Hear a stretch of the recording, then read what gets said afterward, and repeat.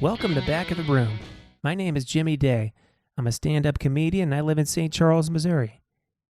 I'm a pretty average guy. I like sports, music, movies. I got married last year. Grew up in a really small town called Foley, Missouri.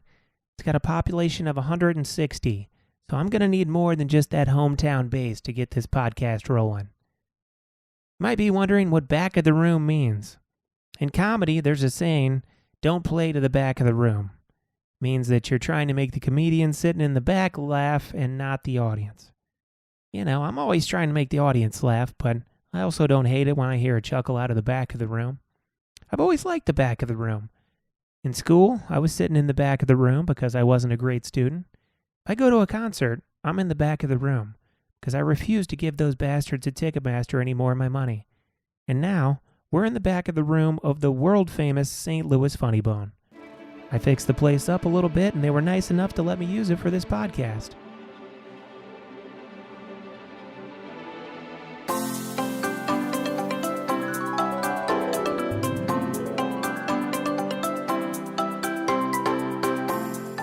Look, I know not everybody's going to like me, but just give it 2 or 3 years, and I think I might grow on you.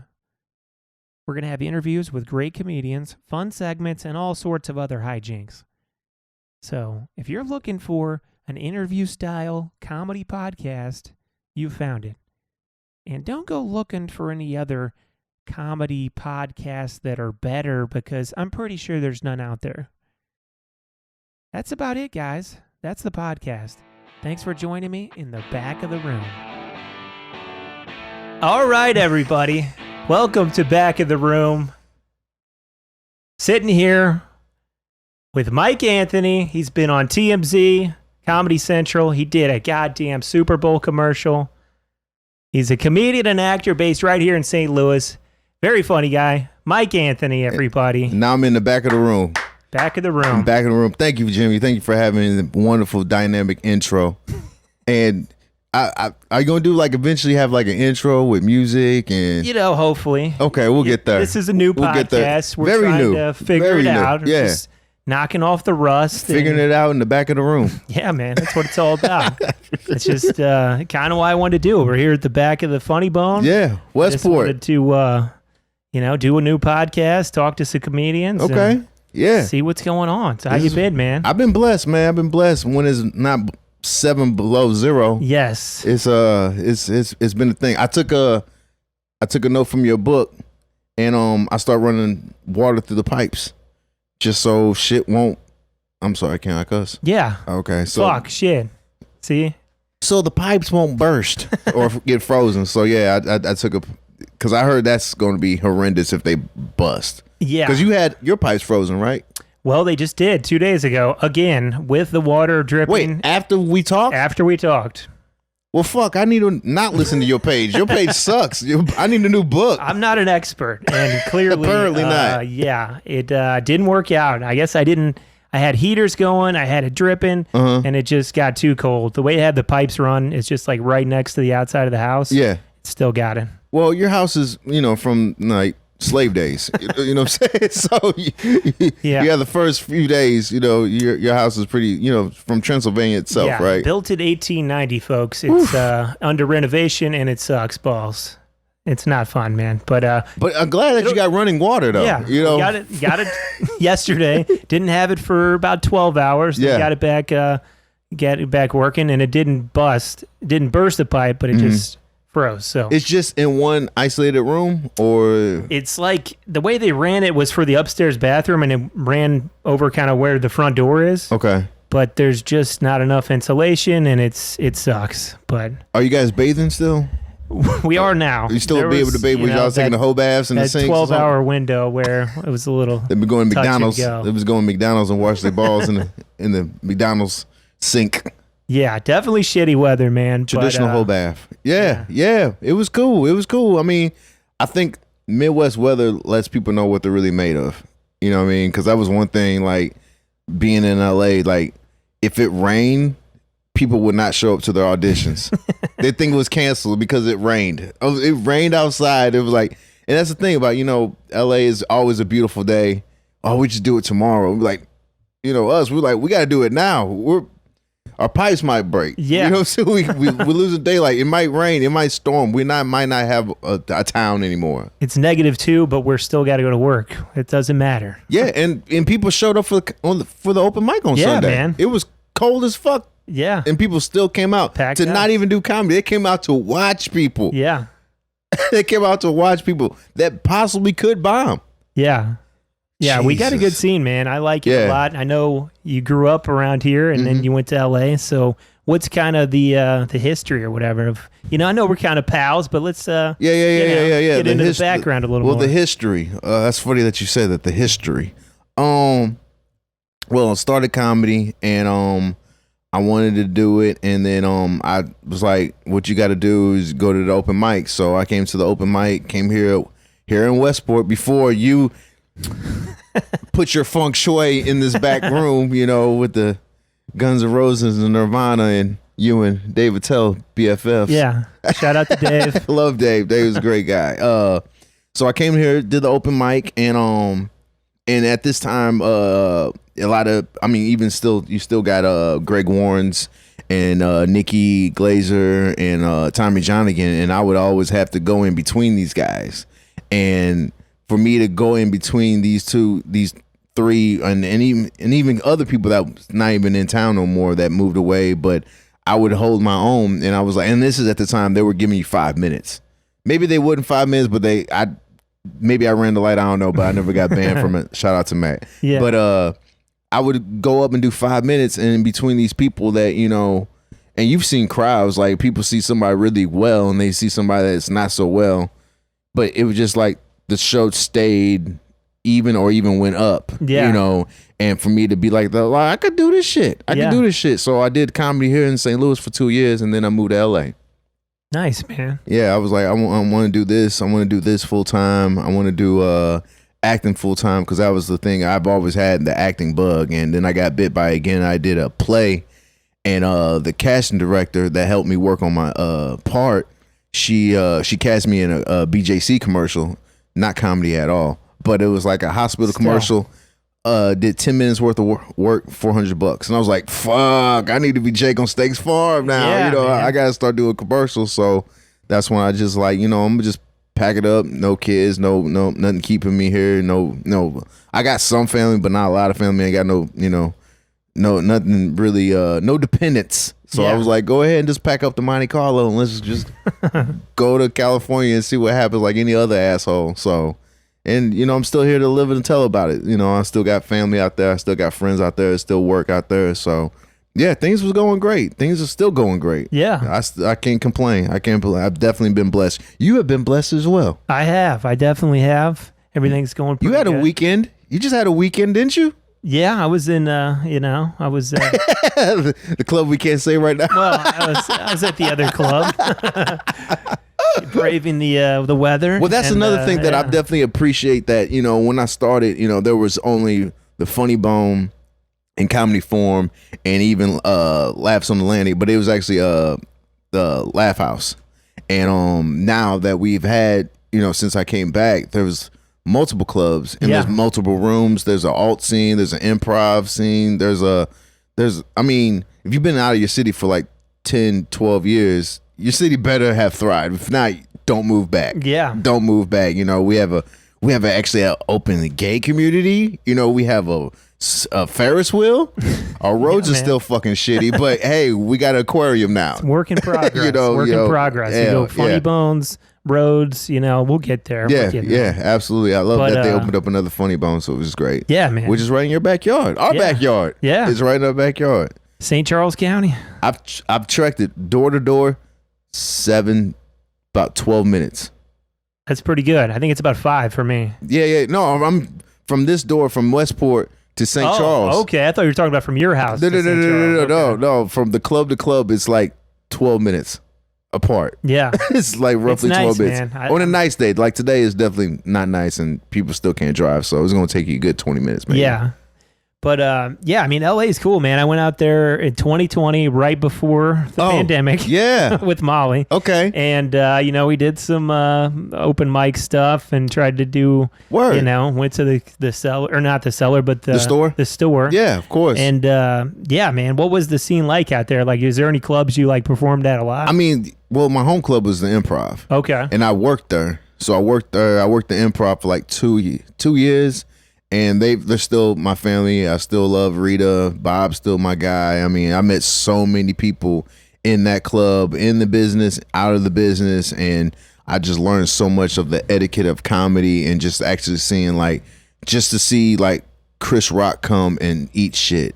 Yeah. It was that was like a gold nugget for me. You know what I'm saying? Yeah. I was just seeing him coming up and watching and it's a tourist town, tourist people that love this. Oh my God, it's Dane Cook or something like that. And like me, it's just normal day, But of course, you got to get immune to that. Yeah. Because once you get there, you first be like, oh my God, is this person? Is that person? Oh, look how hot she is. After a while, you just get, jaded to it and be like, oh, get this hot bitch out of my face. Get these big fake whatever out of my face. You know what I'm saying? Where's your personality at? But as first, you definitely deer in headlights when everything, but yeah, it's a culture shock, man. Even I'm sure it was for you, and it definitely was for me. Yeah, definitely. But actually, just when you first get into doing shows, you're like, oh, but after a while, you start treating it like a job, like it's working. Like, okay, I belong here. Yeah, this is how it's supposed to go. So I'm supposed to be doing shows with XYZ, or these are things that are supposed to happen. Because you put the work in, and sometimes you get it back and sometimes you don't, but eventually if you're worth your grain of talent and you actually stick to your guns, good things will happen. Yeah, man, for sure. I mean, we met when you came back. Yeah. And I wasn't doing it when you first started with that other. I don't think I knew you. Yeah, I wasn't doing it yet. I did not know you. I did, the Obama missions back in 2008. Yeah, man. But yeah, it's LA was wild, man. Like, did you? I mean, I saw a few things that was, not common or doesn't happen a lot around here. Well, we have 365 homeless. What the hell is that? 365 days you can see homeless people, whereas in here they're dying. Okay, yeah, they're dying off. I don't know what they're doing right now. They're not doing anything. Yeah, they're not doing anything. They must have found a spot. And that's the thing about it.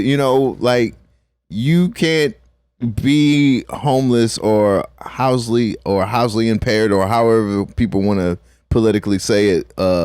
But yeah, you definitely see a lot of things out there. You see, I think they're not necessarily homeless people. I think they're just people that moved to LA and can't make it. That's why they're just talking to themselves. They're going through scripts. Yeah, they're going through scripts and sides for jobs that they never booked. That's why they're not crazy. They're just doing a scene that they didn't book, and they're just upset about it. Yeah, we saw a couple of homeless encounters for sure. Yeah. Second day, I think we went to see the Walk of Fame. Mm-hmm. Homeless guy in a wheelchair just taking a piss on one of the stars. Yeah, I was like, all right, we're here. That's it. That's Hollywood. It. It's very dirty, right? Yeah, man. Hollywood's very, very dirty. It's very, very dirty, but also humbling, and also be like, oh, they don't show this on E. Yeah, they don't show this. You don't see these other sides of on TV, but of course, it's a tourist place. They want people to come and have a good time, and you get to still have a good time. I mean, nothing bad actually really happens unless you deserved it. That's a good way to put it. I mean, it was cool. Like, it's just that many people. I like there, or New York, or anywhere. I'm just like, damn. Did you go into any Scientology buildings? I stayed away. I saw a couple. Me, I'm just so naive, and I'm a psychology major and love sociology, and I saw the museum of Scientology. Did not know it was a museum of Scientology. I'm broke. I just moved out there. I see a free museum. I'm like, oh, let me go ahead and enlighten myself. There was the Museum of Psychiatry. So I went in there and going through it, and they're talking about psychology, and people used to smash on people's heads to get a headache removed, and just saying because these are all things I read in college and in the books and everything. And then I went through it, and I was telling my friends, I come and visit. Oh yeah, we can go here, we can go there, we go to Runyon Canyon, da da da da. There's this free museum we can go into. We're going to a few, and then it was like the second person I brought in, they were like, Mike, that's a Scientology building, right? And I was like, are you trying to convert me? I was like, I'm broke. I'm not converting anybody. But if I can get that Tom Cruise paper. Yeah, it's just you just want to do something free. And then I'm guessing their history starts, what, like 1990? They're like, this is when the guy who wrote the book about the aliens. Yeah. Ron was the founder's name. Yeah. Ron wrote this. That's a tough founder name for sure. Yeah, I can't support those guys. But, yeah. They got a lot of nice buildings. They got a free museum. They got a nice free museum right there on Sunset. Right there on Sunset. Shameless plug for Scientology. Yeah, don't join, but check it out. It's free. I mean, you can join, give them all your money, and see how that works out. Liam Remney. Yeah. Yeah. We saw Book of Mormon in New York. Okay. And I mean, Mormon's not quite as... Yeah. But it's definitely great content there to make fun of. Oh yeah, man, it was good. I love Matt and Trey, and I've never saw. I see. Shout out. I know where I'm at. Yeah. I know where I'm at. I never watched. I never seen that Book of Mormon. Yeah. But I did watch their concert that they put on. Did you see the concert that they put on? That was pretty fun. And a friend of mine, she's a private jet stewardess. And she's flown both of those guys. And from what she told me, and she's one of us. She's a Midwest. She's from Chicago. He said they're both down to earth, very chill, very cool. That's awesome. And then like she's met Trey's wife, and she was really nice. And Matt's really chill, and they're just really dope, good guys. Like I was like, they just like they didn't really want to be like superly bothered, but they'll just they'll bring like a rotisserie chicken and eat it and have a bunch of Dr. Pepper. Like they're very easy to wait on. They're like, they didn't act like prima donnas or nothing like that. So, just for me to hear about, people that I really admire and then them to be somewhat of a cool person, makes it even better. That's always a plus when you hear like somebody you look up to that's cool. Hell yeah. Because you hear a lot of stories that 100%. Like they said, never meet your heroes. And sometimes, you meet your hero like, fuck this person, and well, you got a lot of experience. You worked on TMZ. Yeah. So, which calls for meeting a lot of your heroes and feeling like who's gonna let you down and who's not. Yeah. Anybody in particular that was a letdown, or like what was your job? You were running around doing interviews. I was a field producer. Okay. So I was one of the guys. Like I was first I would start the day off. I was in the pit. So I was in the morning pit, so everyone's pitching their clips or the stories that they about to break for the world. Okay. And I would pitch my clips of interviews to people I've shot. And the reason how I got on the show was because I would interview guys and interview people, and I would be funny in it. And people that would pitch my clips, they couldn't convey my humor. So they were like, we need to get this guy in here because this guy is definitely funny. So I went in there and I did like a Monday, and they were like, you're really good. Can you come back Tuesday? I was like, okay, I'll come back Tuesday. Can you come back Wednesday? I was like, sure, I'll come back Wednesday. He was like, can you come back Thursday? I was like, I don't work Thursday. You know what I'm saying? So I worked Saturday through Wednesday, and Thursday and Friday was my days off. So Friday, I negotiated. I had to have Friday off because I still hosted the open mic at the Improv at the time. So I still wanted to keep my roots in doing stand up, and I'm like, oh, I'm gonna be reality TV person. I was like, no, I still want to do stand up. This is my thing.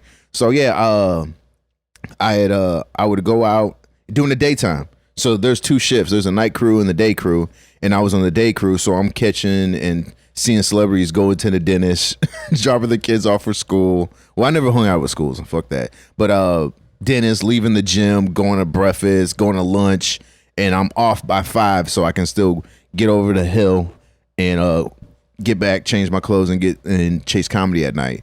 So I would do that, and I would just interview, and I would just see people. And like working at the Improv, I met so many comics. So when I told them I worked for TMZ, and I was like, hey, you want some publicity? I would just text people. Yeah. Like I would just, like, before the unfortunate incident with Chris D'Elia, I would just text him like, hey, Chris, you free? I think I got a funny idea or something to get your take on or something. Or I would just hit up Donnell and be like, hey, Dave Chappelle's in the news again. Yeah. Can we get in? Because he was like the Dave Chappelle whisperer for me at the time, So, and then it's crazy talking about meeting our heroes. So me chasing and doing comedy, working at the Improv. Every time my shift was over, I would stay, hang around for a little bit, and leave. And so like, oh, you just missed Dave. Oh, damn. I would go to the Comedy Store. I'll hang out. All right, Charles, 2 in 1, I'm about to leave. Mike, you should have stayed. You just missed Dave. I'm like, God damn it. This dude is purposely trying to be elusive to me. And then one time I'm working for TMZ, I get a tip. Mike, Dave's at Bristol Farms. I'm like, God damn. I do not want to meet one of my heroes while I'm working. Yeah. Who wants to meet their hero working, let alone working at, you know, at you know, I don't know how he feels about TMZ. We'll come to find out he loves it and he's fine. He understands the business and everything. But they go to Bristol Farms and I'm like, damn, here's Chappelle. Chappelle's finna come out. I see Chappelle. And this is like before the world's really actually seen Chappelle because he had his leave. His absence, you know, he had took his talents and went away to Africa. So when he returned, he swole. Yeah. So I was like, you know, Dave, you looking good. You looking swole. I'm pitching it on the clip. The clip made the show. He's like, man, you want to go inside? Britney Spears in there squeezing melons. You know, so I was like, so he's cracking some jokes, and then you know, Chappelle's the mayor. And when he's walking around town, everybody wants to talk to him. He just randomly saw some chick, he just fist bumps this chick, and I just fist bumps the bitch. I don't even know her. And then we're just talking to him, and I knew at the time one of his sons was your laptop went off when one of his sons was training at Pacquiao's gym. So I just talked to him about boxing, 'cause I know he likes to box. So I'm just shooting the shit, talking about Chappelle, and just like on and off camera, super duper chill, the nicest guy. And then I got another tip from months later. Then I was like, I'm not going to interview. I'm going to introduce myself as a comic. And then that's when I asked for a selfie. But he was very chill, you know, and I've always had a good relationship with comic. I mean, we're in the community, you know, no matter what level or tier you are, everyone's went through the shit that we've had to go through. And they, you know, there's a camp that we're all belong to, you know, and like I was talking to Bill Burr about it, and he was talking about how people just treats those guys or entertainers just like zoo animals, you know, and just really gross. And like I would always ask people, especially if someone that doesn't know I'm about to trying to interview them, I just spotted them, whatever. I would ask very respectfully, Mr. Cube. Big fan, Mychael Anthony, do stand-up comedy, but I also work for TMZ. Can I get an interview? And just mad respectable, because there were guys that would just jump out of their car and run up on people with a camera. Yeah. I'm like, I'm from St. Louis. You don't run up on nobody. You know what I'm saying? And not expecting to catch some smoke. So Bill was telling me the story about this one time him and Dave was sitting in a restaurant and they were eating, and then somebody just walked up to their table, took a selfie, and walked off while they're sitting in the fucking restaurant eating. And I'm like, if there were like unknown comics, they would kind of fuck that guy up. Well, then again, the guy probably wouldn't ask for a selfie, but you shouldn't treat people like that. You know what I'm saying? Wait till they're done eating. Wait till they're done outside, because, you know, they're just sitting there having, just like me and you. If we were just sitting at Trainwreck and then some random chick came up and just took a picture of us, we'd probably be like, you see, we've made it. But we would be like, that's fucked up. But somebody just be like, you know, not even asking and just treating people like they're just objects, and that's just mad gross. Yeah, that's not cool, man. I mean, it sounds gross. Like you were really respectful, and you like, you know, tried to get a real interview with them and try to do something funny with them too. Yeah. You know, because a lot of those TMZ guys, they get a bad rap because, you know, they're running up on them, taking pictures of them, or just fucking with them. They're, what I want to say, their aura kind of changed, because I think at the early years of it, before I've never watched TMZ in my life. I didn't watch it until I even when I was on the show, I didn't watch it unless I was at the gym, and then it would be on. I'd be like, I'm watching myself on TV. You know what I'm saying? Y'all see that? I guess I gotta wear the same shit. You can't recognize me. I got sweatpants on.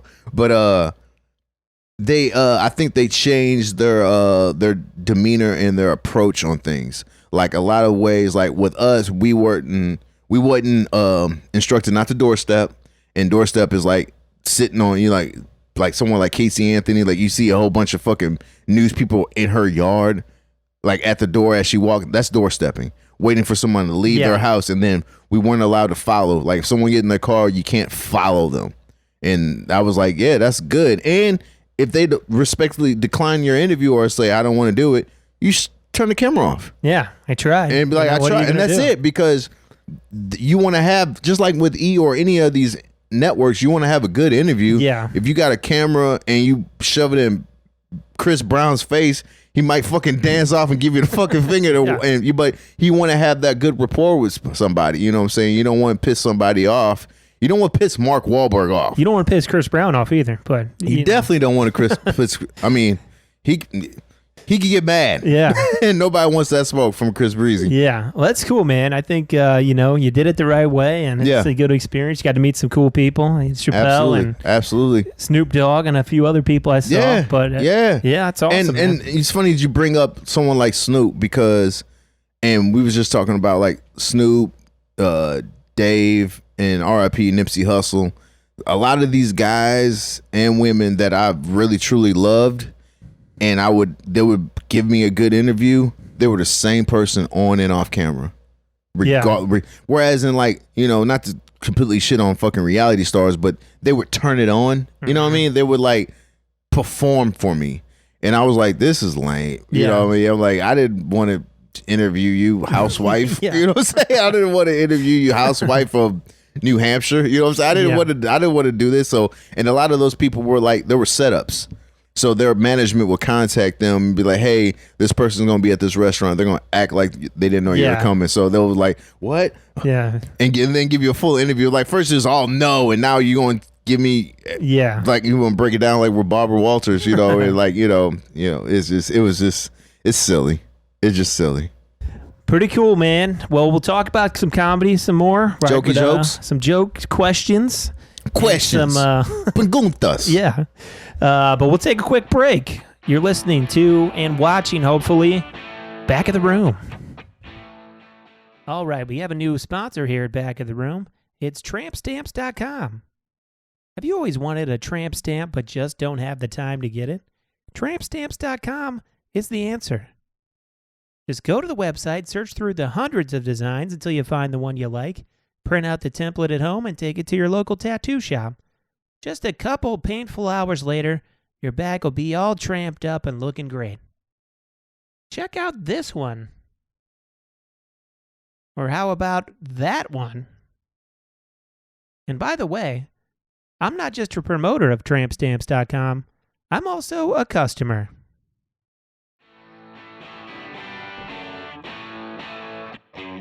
All right, everybody, we're back.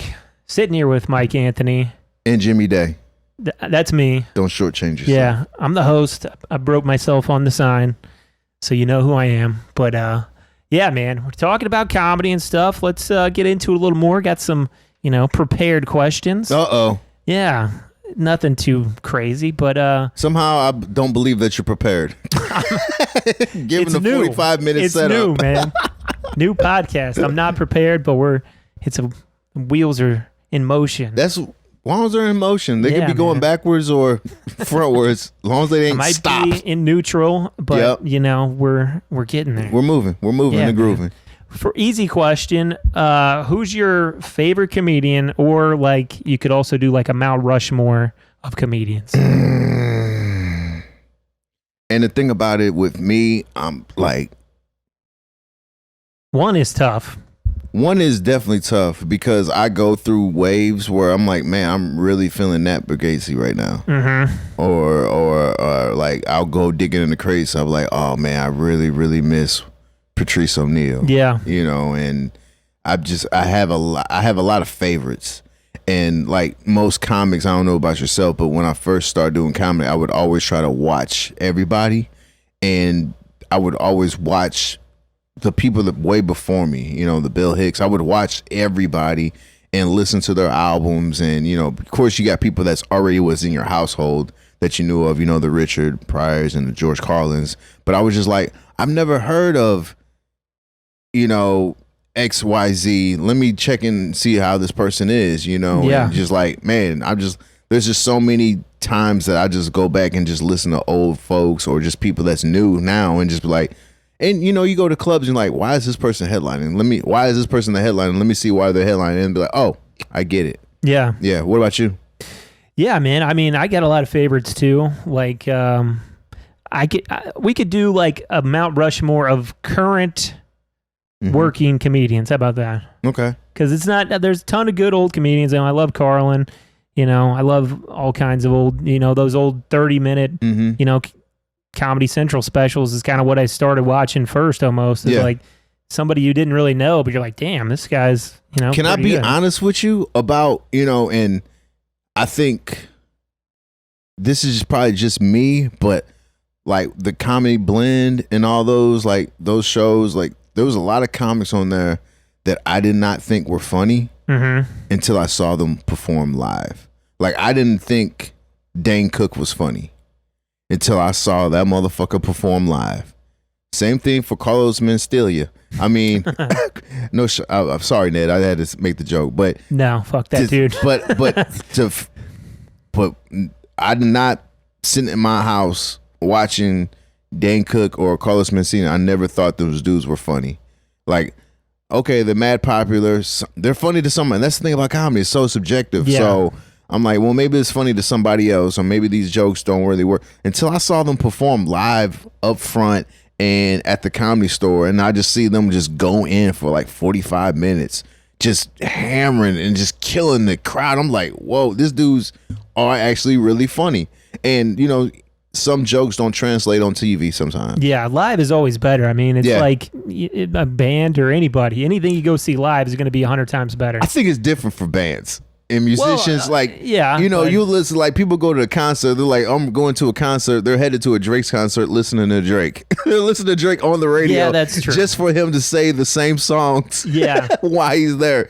The only difference is he'll take a break in between and give someone a G-Wagon and then get back to doing more songs. I'm like, this is different. This is very different. Comedy more so for sure. So 100%. Come out and see live comedy, everybody. See Jimmy Day and Mike Anthony. Comedy. Yeah. Maybe we'll do a show together. There we go. Together with Chris Kattan. Yeah. We'll do the little which is one of the last shows we did do together, right? Man. Yeah, that was fun. That was fun at the other club. Yeah. We can say it. Everybody knows. But yeah, man. I just want you to say it. Back to the Mount Rushmore. I'll give you my current 4, I guess. Okay. It is 4, right? I'm not a history guy, but I think it's 4. All right. Well, just say top 5, dead or alive. Dead or alive? I was going to go alive. Okay. I'll give you alive, and then you can do a mix of both. Okay. I'll do Bill Burr, Chappelle, Louis. Is Louis dead? No. His career isn't. It died there for a little bit. Yeah, he had a rough patch. Yeah. Don't condone it, No, but, don't condone it. Very funny But guy. just to show you how strong his following is and how much his brand is, whereas in like a musician, and that's the thing I've learned when like working with TMZ and just seeing how people's careers can go up or down, and long as you like even I know we're talking about comedy, but even with athletes, when Kobe went through his situation, he was playing like nothing was going on. Yeah. And I think that's what people, if you continue to do what people love you for, they will forget. Mm-hmm. Maybe not forgive. Maybe not Cosby either, but same thing. But they got Cosby at like the tail end of his life. That's true. You got him at 80. There's levels. If Cosby got caught when he was doing this in like 40, he still have another good 20 years for people to forget. People did forget. I mean, this generation of people that didn't even know Michael Jackson was black. So there's like, as long as you stay healthy, stay talented, people will give in. Maybe it's the American way, but people always give people second chances. Yeah. That's true. And to cap it off, I'm going to go with my buddy Attell. Attell, that's a great one. Yeah, and that was a picture, obviously, from our visit to Cancun. It was pretty great. Tell me about Cancun with Dave Attell. He didn't, he wore the same thing. He had a wool hat on and 2 jackets. And what was the temperature there? It's 75, Cancun. It's 80, Cancun. it was nice. What's he hiding under that hat? I mean, everybody knows he's bald, but, that's just Dave. Yeah. We had a great time. Yeah. Margaritas all day. But they what a feel guy. like pina coladas and hanging with Dave Attell. I'm also a singer. Actor, singer, comedian. What can't this guy do? Oh, man. If I could just get Jamie Foxx's bag. Watch out now. All right, let me hit you with another comedy question here. All right. We just got a notification that Jimmy Day has asked another terrible question. There's alerts. All right. If we heard it, that means it's going to be in there, right? I don't. Leave it in. All right, I'll leave it in. Leave it in. Leave it in. What is your best show you've ever done? Or worst? I'll give you two. I mean, I got a couple of them. Best. Okay. I hardly have worse shows. That's great. And which scares me, which makes me feel like I'm not going hard enough. I need to go harder to really have be like the Kevin Hart where people throw telephone books at me. I need to get chicken wings thrown at me. I need to really It can happen at any time. Man. Yeah, so yeah. I don't wish that on anybody, but it can happen. It needs to happen sooner than later. Yeah. It needs to happen before you're in arenas, and then you start having a string of terrible shows. Yeah. But I think one of my all-time favorite shows that I go back to is buddy of mine, Skylar Stone. It's before we got close. We've gotten close over the years, but he would always run this show at the Improv, and it was called Skylar Stone Rocks. And he would always put on the who's of comedy. You know, he would always have the Louis. He would have Dane Cook, Kevin, Marlon Wayans, Chappelle. I mean, anybody that's in town. And he would also have like rock musicians there, like Slash will be there, and like that's cool, man. Like a lot of like industry people go to these shows, you know, and a lot of people and a lot of comics that's not on the show will come watch that show because it's a great show. And of course, you work in the club, you're like, I want to be on that show. Yeah. I want to be on that show. You know, working at the Improv, and I would let them know I do comedy. I run the open mic here. You know, I do. Ask them how funny I'm at. So, and I thought I had to end because he's also from St. Louis, so we had like a little bond of talking about Emo's Pizza and whatnot, and I would always ask him to get on the show or see what I got to do to get on the show. He's like, I'll put you on. Not this date because I got such and such. I'm like, of course, you got fucking Dimitri Martin. Of course, you got other people that, I get it. So just whenever, take your time, whenever, and of course, inside you're like, fuck this guy. He's never going to put me on this fucking show. So the time he does tell me I got a show, I'm like, yeah, I got a show. The lineup's fucking sick. It's going to be great. I'm going to do my thing. I'm going to probably do a cold open because, I'm nobody. So let's just have a great time. And I get called by Rita. Mikey, I need you to come in and work the club. And I'm like, I got to work? Oh, shit. And mind you, this is when I was really deep in my addiction at the time. So I was taking Grey Goose shots since like 6 a.m. So I'm hammered. So by the time Rita calls me at like 11 saying I got to work the club at night, and I'm like, so I stumbled in my car, drinking and driving. I'm sorry.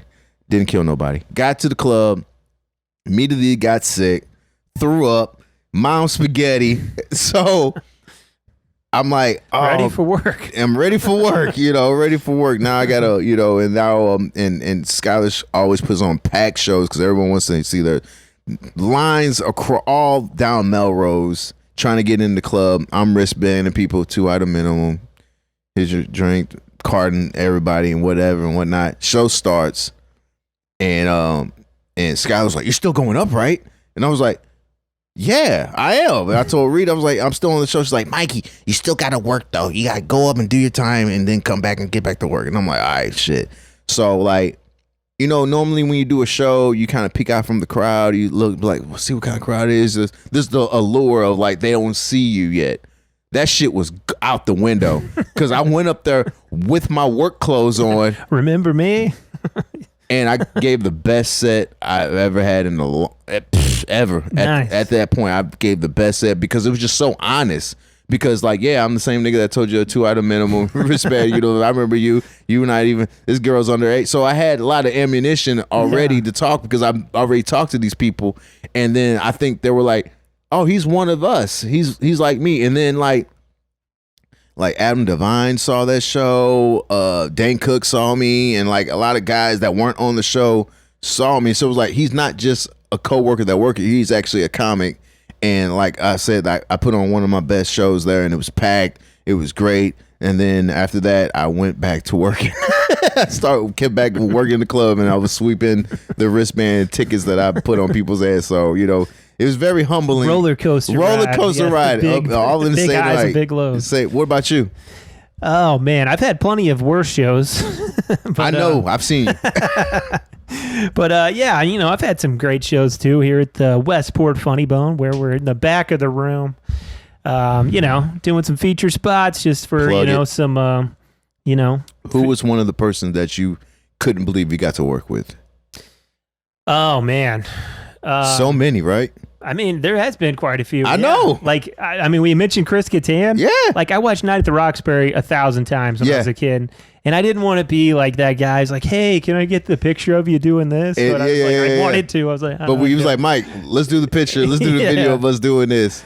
Yeah, but he was cool. But like Chris Porter, he's a really good comedian. He's a super nice guy. Love Chris. I tried to get him on TMZ, but now he's probably too big to get on there. Shout out to Chris Porter. He got rid of the bell bottom, so I remember you, Chris, from back in the day. And the little fro, too. You remember me? Man. Yeah, I love Chris. Yeah, he's great. But there's been a lot, man. But always striving for that best one, you know? So I think it's still out there. I'm still searching for it. It's like this podcast. It's a work in progress. Yeah, just got to catch the wave. Yeah, man. Just got to keep waiting for the right wave to come, and, things will happen. Yeah. What about the worst show? One of the worst shows. Oh, man. Well, you weren't in town, but I used to run an open mic at the Babylon in St. Peter's. Yeah, the pool hall. Yeah, people smoking inside. So smoking inside. Still to this day. Yeah. I don't know how they get away with it. There's probably someone still smoking right now. Yeah. There's probably people that are still cursing my name for doing... One of the shows we did there, it was opening night of the Blues. Okay. So everybody's there to watch the Blues game. Of course, glory. Yeah, and then setting up the mic and shit, and everybody's just giving me a dirty look. And I was hosting. I had Jack Shirk and Scott James on it. Okay, love Scott. I went up there, ate shit for 10 minutes. Everybody's actively talking and almost booing because I'm just interrupting the game. Yeah. Shut the fuck up. Yeah. And the dull roar just kind of amped up as the night went along. So Jack went up, ate shit, higher level of just disruption anger and booing. And Scott gets up there, just fuck you guys, you suck.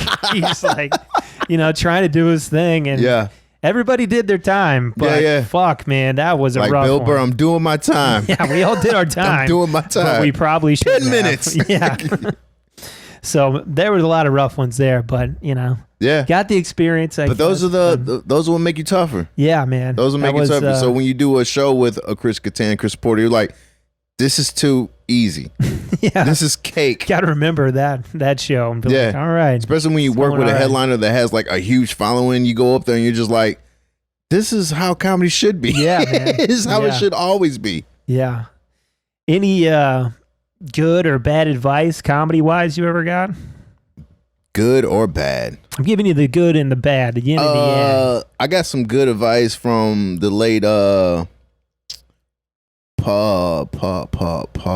what's his name? I can't remember his name. Hold on. Is Paul Mooney? The late great Paul Mooney. Yeah. He came to St. Louis, and this is like my first or second year in, and I'm just like, man, this is Paul Mooney. He wrote Richard. He's got so many Michael Jackson stories. And do you have any advice for somebody that's doing comedy? He was like, don't go to jail, and everything else you'll learn on stage. That's good advice. Mad advice to this day. To this day. That's good non-comedy advice too. Just try to stay out of jail. Just stay out of jail, and everything else you'll learn on stage. So, and that's what, and anybody else will be like, got any advice? Just go up. Yeah. Just go up. And even, just working a few weekends ago here at the Westport with Michael Yo, he reminded me that always go up with new material. Always try new material, and he was like, man, I know you crush all the time. These are jokes I heard last year. So do something new. And then I was like, all right, I'm gonna do a whole new 15 minutes. And maybe not that much. and new, it was but like it was maybe 5. and it was exciting because you still get that excitement, like, you know, when you go up and you're not knowing if how things are gonna go, and then the crowd's kind of watching you work something out. They kind of like being in on that experience and seeing that process happen. Yeah. And then for things to work, then you can like, oh, yeah. this is, I got 5 new minutes. Yeah. I'm like, wait till I try these new minutes again, you know, and then just that euphoric high that you get from thinking of something that you never thought was going to be funny, but you thought was funny, but you never tried before. Yeah. And then you're just trying to get the verbiage together. And then I was just like, you know, those are the advice things. And, you know, and also another great advice I got from Westport is don't perform with shorts on. Yeah, that's Don't true. wear shorts on stage. No one told that to Fluffy, but Shout out to Rob Durham. Buy his book on Amazon. shout out to Gabriel. Yeah, him too. Yeah, that's cool, man. That's great advice for comedy and life in general. I know you're a married man. I just got married 5 months ago. Congratulations. Yeah, thank you. Any advice or tips you got for me for marriage? Always know where she's at, Okay. because if she goes missing, you're prime suspect. You're going to jail. You're prime suspect. You're prime suspect. No, you know, just the same things that you were doing up to getting married. Just continue doing that, and probably up the antes, like when a birthday or an anniversary, or even just because it's fucking Tuesday. Yeah. You know, do that romantic bullshit that they see in Hallmark movies. You know, and just be cool. Same thing with comedy. Just be cool. Don't be extra thirsty. Just be cool and listen. That's going to be a tough one for me, but I'll try. Oh, I Mike. know. It's very hard for you to be cool. But good advice. Very good advice. I but said I'll try. Yeah, I'll try. Try to do the same Yeah, I things don't- you've been doing to get there. Yeah, I don't think she thinks I'm cool. Maybe she does. Who knows? Hopefully She's a definitely little. the cooler one in the relationship. That is true. Everyone says that, and that's just a fact. Yeah, So absolutely. I'm cool with that. Yeah. But yeah, I mean, my wife Molly Ambergy, shout out to her. My wife. Yeah. We we have a different taste in a lot of things, in movies and comedy and all kinds of stuff. Are we segueing into the segment? We're segueing. See, wheels are turning, man. Wheels are turning. Got a segment. It's called "Shit My Wife Doesn't Think Is Funny." Yeah. So I gotta hear one. all right, I'll start it off. It's not great. You mentioned Hallmark movies. Yeah. You know, she loves Hallmark's movies. She loves Christmas. Mm-hmm. She had a big Christmas event thing at her work. Okay. There was a Santa coming in for the kids and stuff. Side note, when the Santa got there, he asked if a elf would be provided right off the bat. I thought that was kind of funny. Is it his writer? Yeah, I guess. She was like, no, I guess I'll help you out. I'll be your elf. But that was kind of funny. And she was talking about him. He's a super nice guy. You know, he's older. He was like, you know, Santa, obviously. Yeah. But he said that he couldn't do as many events because his wife got sick. And I said, what's wrong with Miss Claus? She must have hypothermia. Not great, but it was pretty quick. Pretty quick. Not a great joke. Pretty quick. Pretty quick, though. Yeah. In the conversation, perfect. Yeah. It was. You could have gone way worse. I could have went way worse. Worse, you know, but yeah. Yeah, so she didn't think that was too funny. So that's just an example. Yeah, I get it. For myself, I never really said anything that she didn't think was funny unless I said, oh, this is going to be terrible. I know it's not funny. But I would always have fun. Like, I like to go out. She likes to not really go out. So, you know, she's definitely a homebody. That's why she has the PlayStation. I like to play. I just keep it at my house. Yeah. So I was like, you know, I think it was her birthday, surprise birthday. And we was in LA, and we was going to this Mexican restaurant, great Mexican food. So she loves Mexican food. So we was like going there, and they also have karaoke. I know my wife can actually sing. I've heard her sing. She's come from a family of singers. So we're gonna do karaoke. I do a couple fucking Snoop Dogg songs. I do a couple songs. Other people there. My barber's there. Like, a lot of my friends, her LA friends are there too. So we're doing songs. She's having a good time.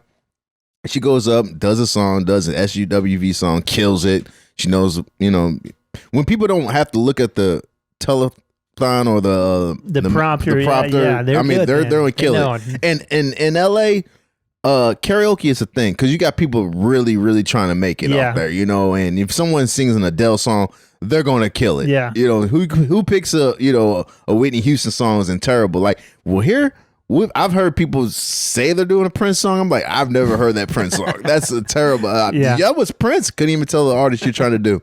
But we're having a good time. We're having fun. And in between karaoke songs, the DJ plays Return of the Mac. You know the song Return of the Mac? Yeah. You like that song? Yeah. She hates that song. She hates Mark Morrison. She hates his voice. It's very annoying to her. Like, just it's catchy. Hella most songs should be. Yeah. They better be catchy. They try to sell you something, you know. So the song comes on. I went to the bathroom. I hear the song playing, and immediately I'm like, oh shit. That is not a good song to be playing right now. Dana gets up, walks right. She was like, she made this scene about it, and she's very low key with it. She makes it, I gotta get out of here. I can't stand this. I gotta get it. And no one's like knowing what's wrong. She's like, I gotta get it. So she's grabbing her coat. She's getting on herself. She gets up and walk. The DJ done met everybody. He was like, Dana, where are you going? She's walking. Then I had to explain to my wife. I had to explain to everybody that my wife really hates Return of the Mac. So if Return of the Mac is on, Dana will nowhere be found. So I know her kryptonite. And even when Chris Brown like sampled that beat, she was like, she was still kind of like the tension was there. She's like, it's not the song 30% or something. Yeah. Like the production was still there, but you know, Chris Brown did something different with it. But she was like, yo, it was funny to me. It was funny to everybody else. It's not funny to her. Yeah. That's a good example, man. I'm the same way with Nickelback. If somebody puts Nickelback on, I'm like, I'm leaving. Any song? Yeah, fuck Nickelback, dude. Did they do something to you, or I just think they suck. Just that terrible. And you're just like, oh, yeah. You know what does that to me? You know, my kryptonite is musically is back to South Park when they did that Crab People. Oh, okay. When that song comes, I have to leave I don't know. It's just like nails on the chart. That is a rough song. It is very cringe. I mean, they do a lot of songs that are very rough and cringy, and that I'm fine with. You know, Boogers and Cum. All these songs I'm fine with. But when that song comes on, I could almost say I'm not a South Park fan. If being a South Park fan means you like that song, I guess I'm not. I guess I'm a fair weather fan. I'm a fan too, but that's a rough. Okay, that's a rough one. As long as I'm not alone. Yeah. As long as I'm not alone. So if she plays that, I know that she hates me right now. Yeah. So I just hit her back with the Return of the Mac. Nice. I got one more. What you got? It's another. We don't watch the same TV shows or anything either. Okay. You know, she always likes to watch. She likes Dancing with the Stars.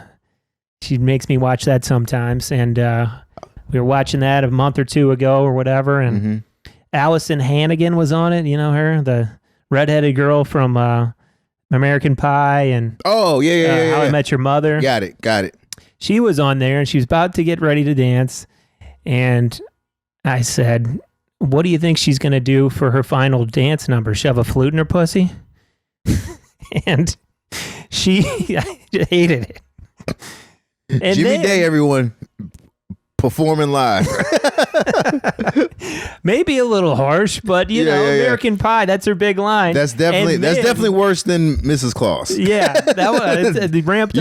He was going for the juggler that time. Yeah. He was like, I'm going to crack this one. Yeah, but I kind of was right because at the end of her dance, she like lip synced, and she's like, this one time on Dancing with the Stars. Hey, I was like, whoa! He was like, hey, he was close. He was close. It was ABC, so she couldn't go as far as I guessed, but you know. Yep. But yeah, man. What to be known for being the pie fucker? God, some of these decisions to make your career. He's still getting work, it seems like. Yeah, Jason Biggs around there. Good for him, man. But yeah, shout out to our wives and shout out to that segment. Yeah, shout out to this segment. Shout out to Jimmy Day. Thanks for letting me come here and do my thing. Yeah, man. Thanks for coming on. And in the back of the room. I'm never doing this show doing Black History Month. Just we got to be in the front of the room. Sounds good, man. We got like another 10 or 15 days. We'll plan it out. I'm gonna go black. Well, tell everybody, what you got coming up, where they can find you on social media. I got a couple. You can find me at The Real Mike Jones, MYKE Jones on Instagram, Mychael Anthony on Facebook, YouTube, Mychael Anthony Comedy. And I got dates on there. I got some shows on there. I possibly got some more shows coming up with Jimmy Day. You can watch him do his famous pussy in the flute joke and Santa Claus jokes, especially when winter comes around. But yeah, I got some few dates coming up, and I'll be working with a couple of other fellow comics from the scene. So pull up. Cool, man. Well, make sure you check out Mike's social media and all his shows. See some live comedy. I want to thank Mychael Anthony again. Great comedian and a great dude. Thanks for listening to Back of the Room.